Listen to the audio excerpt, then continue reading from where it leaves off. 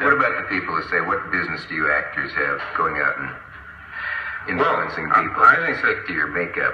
Well, I think they ask that question, and the fact that they would ask that question is the essence of the problem in the country right now, because it assumes that what I call a kind of a mythology of expertise, that certain people are experts on politics and certain people aren't. And I guess what's really gone wrong in the country, and particularly, naturally, you have to talk about the war over the past 10 years. We've all left it up to the experts. We all left it up to McNamara or to Johnson or whatever.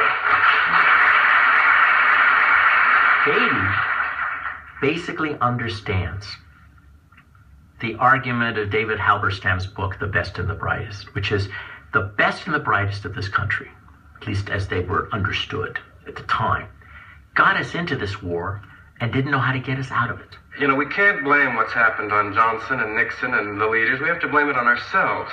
We weren't, I don't know about you, in 1963 I wasn't objecting to the war. I was busy trying to be a movie star and this and that. So I think we're all at fault in the country, and that I think the problem now in the country is an indifference.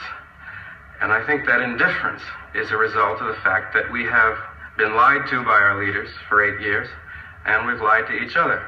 When Warren Beatty says to Dick Cavett, in effect, that Americans are to blame, that we're all to blame for this war, I think he's speaking a kind of profound truth, that the circle of responsibility was wide.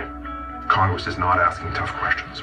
It's in part about the press failing to really hold the administration accountable. And finally, and I think this is what Warren Beatty was getting at, in terms of those critical early years when Vietnam is made into a large-scale American war, the American public is not willing to really say, look, why do we need to send American ground troops to this effort?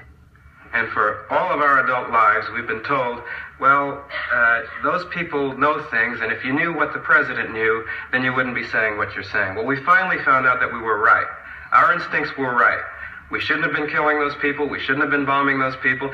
And it's up to people like you and me and the rest of us to say what we think and not be ashamed of what we think and not defer to experts. There are no experts, I think, when you're talking about questions of compassion and humanity.